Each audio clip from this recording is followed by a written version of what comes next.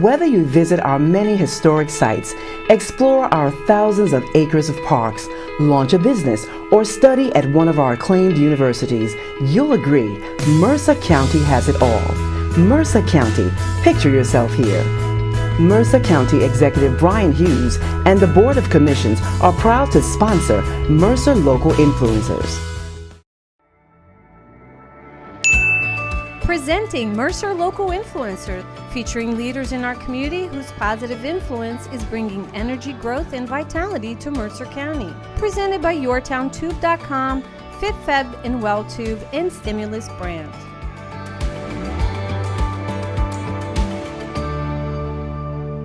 Good day, Mercer County. We're here for another episode of Mercer Local Influencers. Our guest today is a friend and colleague in the area, Karen Andrade Mims.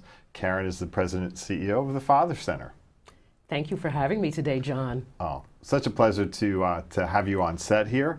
You and I first met, well, a couple of times, but one of the impressionable times for me was when we spent an afternoon, a full day, I think, on a van. Absolutely. We certainly did, going through Mercer County parks and wildlife areas and all of that. We started on the southern tip and went all the way up to Hopewell. It was great. It was a fun day. It really was. It was a great day. And a good chance to really get to know you. But I will say that as we've spoken since, I've gotten to know more about your work and your history and your influence in our area. And I won't say that your influence started in the 19th century, but the organization that you're with dates back to the 1849, I believe? 1859. 1859. Yep, 1859. And when I started working particularly with the chamber, I recognized this name UIH, and then we were talking, and I realized the full name, with your help, was the Union Industrial Home for Destitute Children of Trenton. How about that for a mouthful. But I think it speaks to the time that it was formed and to the need, and the need continues. Absolutely, it does, John.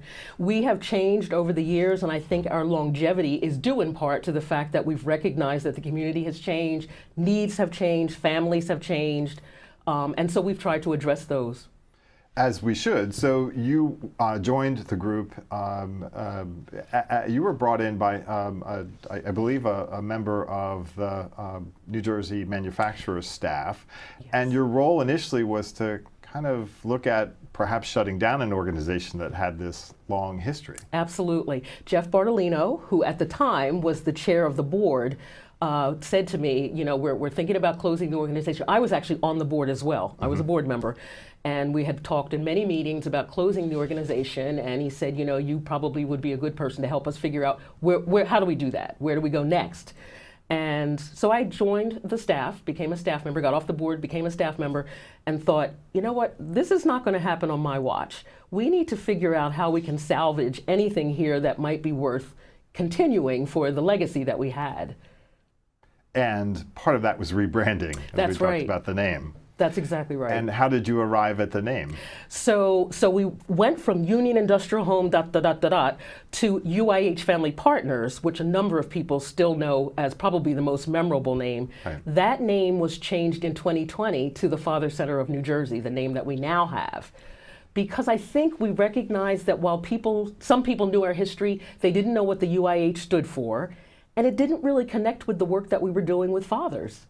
And there was an article published this past year called The Mother of the Father Center. The Mother of the Father Center. And it highlighted your work. And we spoke before about the fact that while you were brought in initially and you were a member of the team on the board to say this is what this organization is now and has been, but you also looked at planning and you collaborated a bit in terms of the idea of what you would do going forward. Yes. So I should probably interject that in 1993, that's when we first started working with fathers. So we still had the residential program, the sort of outgrowth of the orphanage for teen moms and babies, but we were also working with fathers in a very small way beginning in 93. We were a pilot program actually for a national study on men who owed child support. And as a result of that study and the collaborations that you had at that time, you realized, hey, this need has an opportunity for us to move the organization in this direction of working with fathers. Yes, absolutely. That's exactly what happened. I actually talked with someone from the Child Welfare League of America who was a membership organization that we were a part of. And she said to me, if you're going to close the residential part, why don't you enhance and expand what you're doing with fathers? There weren't a lot of folks doing that at that time. So we seized the opportunity, as they say. The other opportunity that and challenge for any organization is money, is fundraising. And you spoke about that as something you feared the most. Yes, absolutely, John. When I thought about stepping into the role, initially as the interim executive director and then becoming permanent, my fears were raising money and writing grants, which obviously go hand in hand. Right. So I thought, I've never done this before. How is that going to work? But, it's just like anything else. You kind of jump in with both feet, you gather support wherever you can, and you do it. And you mentioned the support. You had the support of family. You've got a brother that was mentioned in the article, and he commented on you being an influencer within the family growing up. Your daughter Bethany is also involved in nonprofits. She is. Not at that time. As you were coming on, she was just a student. Yes. And but you involved her in your efforts, and she got a taste of what community support can look like, yes, and how important it is, and the feedback that we get, I think, when we all do, but when we all participate, but in particular when you lead, as you have. So I think that's wonderful. And you've got the first annual Fatherhood Conference coming up? We do. We are hosting our first annual statewide Fatherhood Conference. It's coming up on November 3rd. I can't believe it's almost here. We've put a lot of effort over the last year into making it a reality, and so I'm excited about the fact that it's going to happen. Well, that's great. And it's coming up in early November. Can you tell our audience about how they might find information on the Fatherhood Conference? Absolutely. So on our website, which is thefathercenter.org, there's actually a link, and you can click on the link. The conference is free. All you need to do is register. We're just asking people to register so we have a head count. And it'll be a full day. You'll have speakers, breakouts. Is there a format that you'd like to describe? Yes, there will be a full day. We're going to have a keynote speaker. We will have workshops. We're going to provide lunch for folks, opportunity for networking and sharing resources. So we're really excited about it. Well, it's awesome work that you do. You don't do it in a vacuum. Obviously, you're part of the community. Tell us a little bit about the collaborative efforts that you've had. What other organizations have you been involved with that help support your mission, but also complement other organizations' missions? Absolutely. So probably names that a lot of our audience may be familiar with. ISLES is a tremendous partner for us, both in terms of staff time as well as job opportunities for some of the men that we work with. We also work with Arm in Arm. We work with Rescue Mission, Tasked, Trenton Area Soup Kitchen, so a number of organizations in Trenton that are very well known and that support the same families, a lot of the same families that we do. And another one that I believe you've been part of is the Trenton Area Stakeholders. Trenton Area Stakeholders.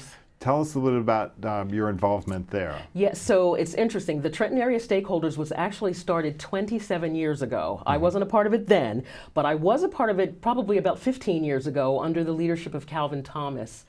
Calvin retired this past week and passed the baton to me. So I am now going to be the facilitator for this Trenton Area Stakeholders. It's a great group. It's a group of nonprofits, of businesses, academia, all sorts of people come together and just talk about ways to really support families in Trenton. And that group includes other nonprofits. It includes this business and corporations as well. Yes, absolutely. And what's interesting, John, is it's not a group where, there's a lot of ego involved because there's no grant writing, there's no money on the table. It's really great networking. And how we can lift the community that we're part of. Absolutely. And that community certainly is focused in Trenton, but it is region-wide because many of the organizations that participate in Trenton Stakeholders are in the region, not necessarily just in Trenton. Yes, that's correct. And also, I probably should point out, too, we have a second office in Burlington. So we have been in Burlington County since 2017.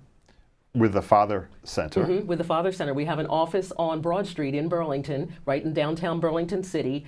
And it's really, I'd say, since the pandemic, it's really taking on a life of its own. For a while, it was a little slow going. We didn't have a lot of contacts there. We didn't have the networks there, but it's building now.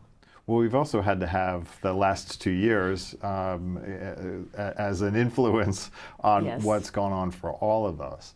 And I imagine that was a real challenge for your staff and your organizations in both locations. It absolutely was. The first, I guess, several months of the pandemic, when everyone was shut down, on lockdown, I guess is a better way to put it, we did everything virtually. And one of the things that I did as a leader was to make sure that I checked in with the staff to make sure they were okay. Because I had some staff that didn't mind working from home and being on Zoom calls. I had Right. other staff who were more outgoing, more extroverts, and they missed the camaraderie of being together. So we did a lot of check-ins. And now, while we still have to face some of the issues related to COVID and health concerns, you are finding that people are happy to gather again. They are. And really need to. They really do. The only thing I would say is that before COVID, we used to see groups of men for activities in the office. Now it's by appointment, no more than 5 to 6 guys at a time. So, you know, we're still, as you said, we're still dealing with the remnants of the pandemic. Right. Well, I have enjoyed this part of our discussion. We're going to take a little bit of a break and hear a message from one of our sponsors, Tom McManaman at Stimulus Brand. We'll be back after a brief pause.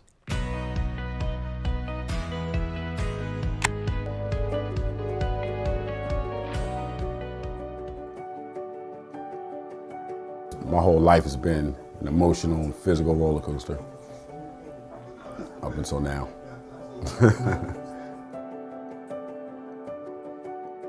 If I would have had that positive role model in my life, I mean, things would have turned out way different. It gives them hope. I don't think any of us can move forward in life. I'm going to get maudlin without hope. You know, when fathers are actively involved in their children's lives, it makes all the difference. Favorite thing about being a father is seeing them every day. Just watching them play and seeing how happy they are. Fatherhood taught me it's just the time, just the attendance, just to show up, you know. It had a lot of opportunities for me, you know, and I dug into it. I got involved, man. You know, I wanted to know. I was curious. So, and like I said, I always say I wanted to change. I wanted to do something different.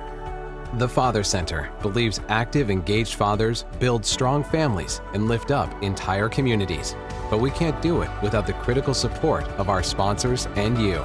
Now more than ever, children and families need the support of committed fathers. Donate today.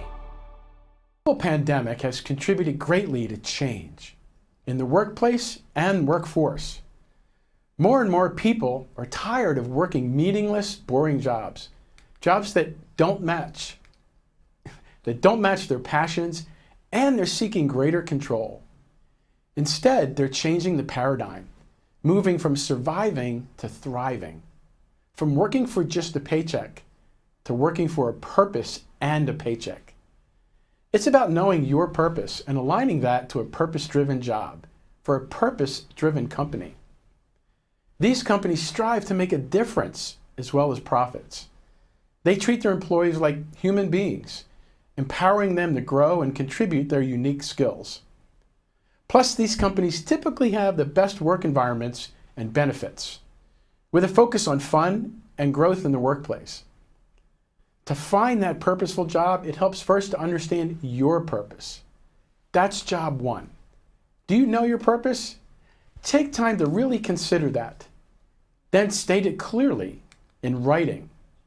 I found once you commit it to writing, it becomes your compass, and happiness lies just ahead. In my case, I realized that more than being an artist, a writer, a speaker, a musician, or an entrepreneur, my purpose was to use my imagination and talents to change the way people think, feel, and act more positively. That's my purpose, my compass. You know, your purpose is right there. Just clear the decks and reconnect with the authentic you. Now, here are a few tips for getting a purpose-driven job. First, figure out what matters most to you and then match that up with a company that values the same things. Second, the internet is your friend. Start by searching for purpose-driven companies. And third, once you find the best organizations for you, demonstrate that you care about the same things in a unique and creative way. Don't fake it till you make it. Be real. And if you need a little help, perhaps we can work together on purpose. And learn more at stimulusbrand.com. Need a new adventure? How about a riverside walk? Or a catch in the park? Or maybe something closer to nature? To bring you and the people you love closer together. Come visit us again soon. We've missed you. Mercer County is open for business.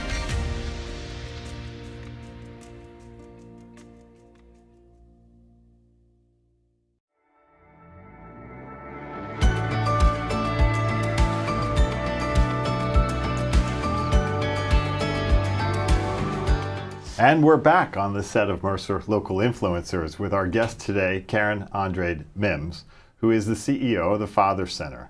Karen, again, I'm so pleased to have you here today to really talk about your work and the work of the center. It's quite remarkable, and many people may not know about you. So let's talk a little bit about your background. Okay. You were raised in the Philadelphia area? I was. I'm from originally from Delaware County, little town called Yeadon. A lot of people haven't heard of it, but actually it's the place where Flag Day was established. So that's sort of our claim to fame. And lived there for most of my growing up years, and then moved to New York in my 20s. So the formative years Yes. were in New York City. How did you pick Mercer County as a place to come? So growing up, that's a great question. Growing up, my dad had an older sister, and she and her husband lived right outside of Princeton. So as a kid, I always came to this area because we would come and visit them. She got very sick. My aunt got very sick. They didn't have any children, and I actually moved in with them to help take care of her before she had Alzheimer's. So by the time, there was nothing more that we could be doing for her, so she went to a nursing home, and I just decided to stay in the area. But during that time, you were a care provider for her with the family, Yes. as well as then being witness to the decisions that needed to be made to say, hey, we need help here. Yes. Which is hard for every family, and something we'll talk about in a little bit. But speaking of family, you have a daughter, Bethany, who we mentioned earlier, and she was part of your work with UIH early on. She was probably in many of the events that you did. Tell us a little bit about her development and your potential, well, you're certainly motherly influence on her, but Yes. She is now in the career pattern that follows, I think, a lot of the work that you've done. She absolutely is. She decided to go to school for social work, so she is a social worker, and she's actually working at Princeton High School, which I'm really proud of. That's where she went to school. And she has truly followed in my footsteps. This is a kid who growing up told me she wanted to be an actress. So needless to say, I'm very happy that she chose another path. But she did follow a lot of what I did in my work, because she would come to events with me. She would come to interact with the young ladies at the home when we still had the residential program. So there were many opportunities for her to really figure out what mattered in terms of helping others. And you're close to this day, so she probably weighs in on the work that you're doing in seeing in her role now whether there are opportunities within the Princeton area, because fatherhood is an issue that's biblical, as we all know, in terms of the pitfalls and sometimes the issues that arise. And those issues exist in every community. I'd like to talk a little bit now about the programming that you offer and what you actually do at the center, and what and how fathers as well as sons can reach out to you, or someone can say, hey, you may want to try the center as a place to come for some help.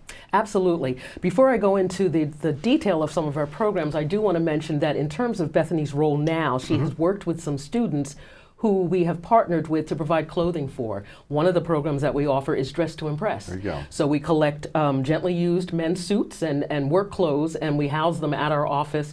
And I got a phone call from Bethany saying, Mom, I have some students that need some clothing. We were there to help and support and provide. Great. So that's one of the things that we do. That's my particular baby because it's a program that I started. I had seen it at another location many, many years ago, and I thought, how cool is this to have clothing for men the way Dress for Success does for women? So that's one of the things that we offer, but our core work is really around workforce development. So we do job searches, we help guys with resume writing, with interviewing skills. So when men come to us, they most often need help getting a job. The programming that I mentioned in our first segment about starting in 1993 was men who owed back child support. So these were guys that were either unemployed or underemployed, and so they were sent to us mostly by word of mouth, mostly because they just knew we were in the Trenton community in those days, and they would come in and we would help them to not only navigate through the child support system, but also to get employed so that they could then begin to pay some of those arrears. So that was our core. That's how we started. Around that, we built other things like our clothing program. Once you get the job, do you have clothes to wear? We also do parenting for men, so daddying classes, if you will. And we do anger management, which a lot of the guys, have a lot of issues and barriers that they're facing, so we help them to work through that as well. And you don't do this alone. You have some collaborators. We mentioned Calvin earlier in the discussion. Tell us a little bit about how you've really grown a relationship with him in terms of saying, hey, this organization needs to be more trauma informed, or we can do the practical work, but we also have to do the deeper work. Once people have a level of trust with us, we need to go a little deeper. Absolutely. So my collaboration with Calvin started many years ago, long before I came to the Father Center. However, one of the things that is most significant about our work is that Calvin does a program for us that focuses on boys, ninth grade boys. I view that as prevention. I view that as a way of helping young men to avoid some of the pitfalls that some of the adult men we work with have had. In addition to that, as you mentioned, the trauma-informed care is also a significant part of what we do. We did some research as a staff. We did some training and are attempting to become certified as a trauma-informed organization through a group called the Sanctuary Institute. What we found, John, was that a lot of the men, just in talking with them as they go through the intake process and are interviewed once they come in, a lot of them have had a lot of trauma in childhood that has landed them where they are. And understanding in the right context that trauma and having someone build a trust level to be able to open themselves up is an important aspect of any program, but you've built that in over the last years that you've been at the Father Center. Yes. And it's interesting, we've talked before, you are the mother of the Father Center. You must get that look every once in a while, like, what's a woman going to tell me about being a father? Absolutely. I have gotten questioned before, and I will say this. One of the things that I think that's really important to me personally is that men who come into our center, first of all, most of our staff are male. We do have some female staff, but most are male. But men that come into our center need to see women who are strong and caring and nurturing. That's really important. And also men that support fatherhood as a movement. Because I feel like men in our society, fathers in particular, often are an afterthought. There's so many things focused around women and children. And so I think men seeing a woman who's leading an organization that really focuses on them and cares about them is important. And can help collaborate with others to provide some learning opportunities for us as men. You told me the story about the hallway and people coming in to greet. You are a fan of greeting people as they come in. I am. And that was a story that I will always carry in my heart. One of the gentlemen that came in, he was a regular, and I said good morning to him by name. And as I was walking away, I heard him say to some of the other guys, "She knows all of our names." And I thought to myself, that's not even close to being true. But the fact that he thought that, and the guys that he was talking to thought that, like that to me was really heartwarming, because again, they know this is a place that they won't be judged, that they'll feel welcomed. Right, and that simple acknowledgement of somebody by name can go a long way. Absolutely. But you've gone a long way to, again, go deeper into the issues that men face, and you mentioned young men face. What do you see going forward as important programming that you'd like to continue to develop? And how can people, the follow-up question to that also is, How can people reach out to the organization? Absolutely. So one of the things that we're doing, John, is we're doing some focus groups. My vice president of programs, his name is Carter Patterson. Carter is going around to various areas throughout Mercer County and doing focus groups with, as we call them, regular guys, to find out, like, what kinds of services could we offer? What would bring you in? It's not always about a guy who's down on his luck, who needs a job or some kind of real tangible support. But what about guys that just want to talk with other guys? What about guys that just want to do recreational activities with their kids? So we're really looking at, as we move into sort of our next iteration, what can we do to be a little bit more broad-based and serve fathers everywhere? As you said, fatherhood is universal. So that's one thing that we're thinking about. And then the other thing I wanted to piggyback on was your comment about the boys. Because the young men that we're working with, we're hoping to develop their leadership skills, their civic engagement, their academic, progress, all of that, so that maybe they can come and give back in some way. And Calvin Thomas has been critical to the development of that. He is staying on as a collaborator even though he's passed the baton. He's not staying on as a collaborator. He has retired. I asked him something the other day and he said, "Did you not get the memo?" So Calvin is really retired. But we're very fortunate. His son, Andre Thomas, who happens to work for ISLES, will be taking up that baton. Andre and Calvin have worked together all these years, so now Andre will be the lead for healthy relationships, healthy choices. Well, and I would imagine Calvin will weigh in just in a different, I'm sure he different will. way. I'm sure he will. Great. How do people get in touch, or how do they make referrals? Could you talk a little bit about that Absolutely. process? Absolutely. So we have two populations of men that we serve currently. There's a group that is mandated to attend our programming as a job training site. Those are men who come to us, they're referred by the county, men who are on general assistance. So that's a group that we don't have to go after, they're referred to us. The other group of men that come to us either come by word of mouth or just sort of knowing someone, hearing a show like this and learning about some opportunities or someone that may need some of our services. And we are all free. There's no cost involved at all. The only thing that happens when a gentleman comes to us is that he fills out an intake form, and that helps us to learn what the needs are. Other than that, we're open to every and anyone who just needs a little help. So another collaborator then are governmental agencies. Absolutely.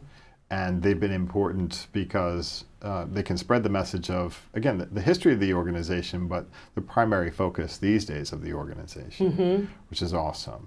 The other thing, John, if I could, I want to mention, because I don't want to forget it, the brain is kind of fried. Next year will be our 30th anniversary as a fatherhood program. We started in '93. Right. So one of the things that we want to do next year is hold some kind of celebratory event to recognize the fact that we've been doing fatherhood for 30 years. Well, that is an awesome celebration to look forward to. And I will put it on my calendar because I'm fortunate to be a father, having come from a family of very good fathers. And we've had our issues over the years, but I think we've learned from one another. And we've had the influence of some very strong and intelligent women in our family. So I'm so happy that you joined us today to share with us your influence in the work that you do, your influence in your family and this community. So best of wishes, and I look forward to celebrating next year, but also looking at the conference coming up. Thank you so much, John. I can't thank you enough for having me today. That's great. Well, join us again for our next episode of Mercer Influences. I can only hope that it can meet up to the level of our guest today. She's been wonderful. Thank you very much. The Father Center of New Jersey is specifically designed for any individual who identifies as a father figure or role model in a child's life. The main benefit that they gain when they come here is the fact that they come into an environment that is father-friendly. They come into an environment where they see staff that look like them. We're really friendly and open and welcoming to men. Here at the Father Center, we would like to consider ourselves a one-stop resource for dads. That's why we're here, and that's why the Bridges to Success program has been so successful. Our Bridges to Success program is a great way to become an industry expert. Some of the free trainings we offer include OSHA 10, general maintenance, SurfSafe for anybody that wants to be in the food industry, and Flagger, just to name a few. Our goal is to match the correct person with the correct job, so hopefully you can grow professionally. Reach out to us today to find out more about the services we provide or to sign up for a class.